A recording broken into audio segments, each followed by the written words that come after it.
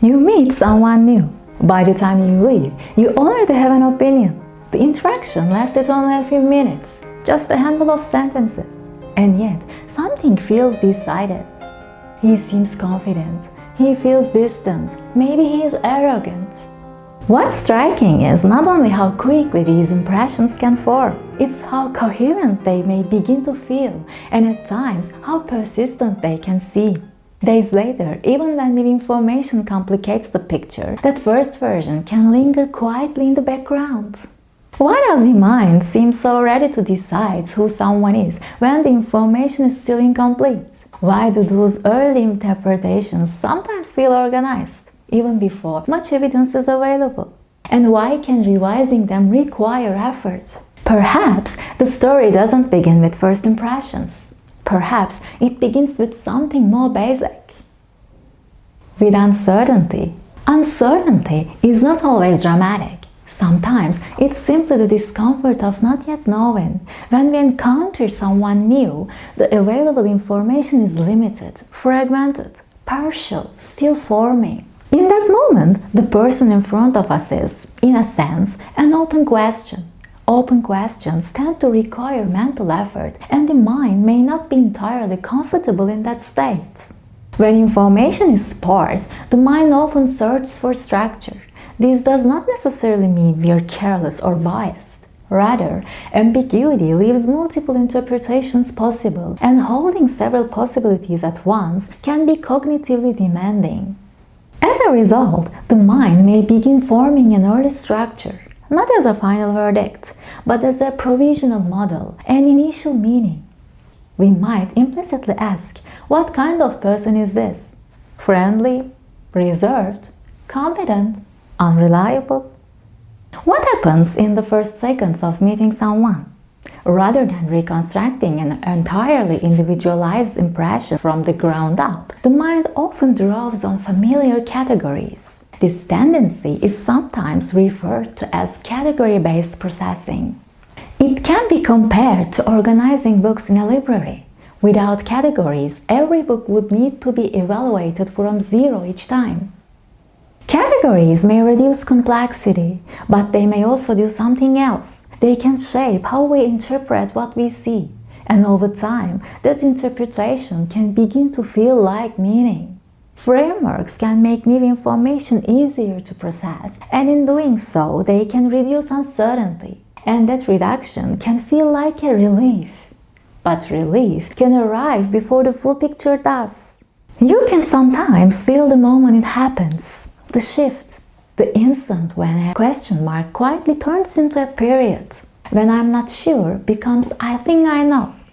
And this mechanism is not limited to people. A product may feel high quality after noticing its weight or packaging. A brand may seem reliable after one smooth interaction. A headline may appear credible before the full article is even read. In each case, early signals can start shaping how subsequent information is understood. Once an initial frame is in place, early information may carry disproportionate weight. A pattern often referred to as the primacy effect. The first words someone speaks, the first facial expressions, or the first adjective we hear about them. These early cues can influence how subsequent information is interpreted.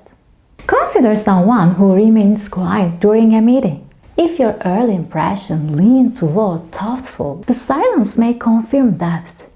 If it leaned toward aloof, the same silence may reinforce distance. The observable behavior is identical, however the meaning shifts. This does not imply that first impressions are always wrong. It suggests that interpretation is often guided by prior structure, which may help explain why impressions can feel surprisingly solid, even when the evidence is still unfolding. Impressions can also take on a holistic quality.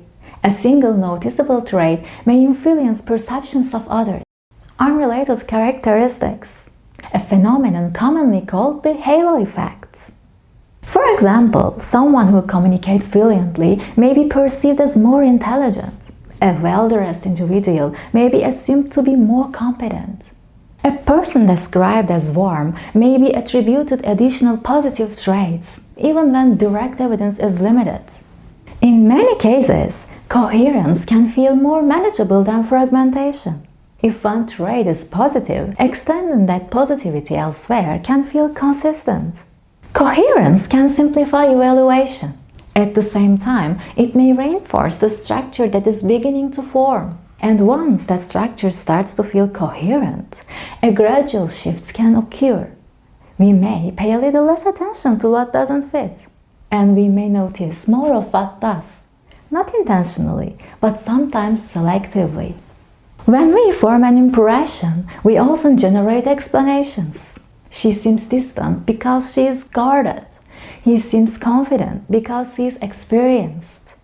These are causal links. They connect traits into a coherent narrative. And once a narrative framework is built, it can continue influencing interpretation, even when the information raises questions. This pattern is often referred to as belief perseverance. It does not suggest that revision is impossible. It may suggest that revision requires additional effort, because once a structure exists, new information does not enter a neutral space. It enters one that is already organized. Imagine sketching the outline of a portrait. The first strokes begin to suggest proportions. Later details often follow the direction of that initial outline. If the outline shifts, the drawing can change, but doing so may require revisiting the foundation rather than simply adding new strokes. A comparable pattern can appear in something more concrete. When assembling a puzzle, a piece may seem to fit the emerging corner. Other pieces are then arranged around it, and the image begins to feel coherent. Only later might small inconsistencies come into view. Reconstruction remains possible, yet it may require reconsidering the initial assumption that shaped what followed. Under certain conditions, impressions do shift. For example, when motivation increases or when contradictory evidence becomes substantial. In such moments, people may move toward a slower, more detailed mode of evaluation, sometimes described as individuating processing.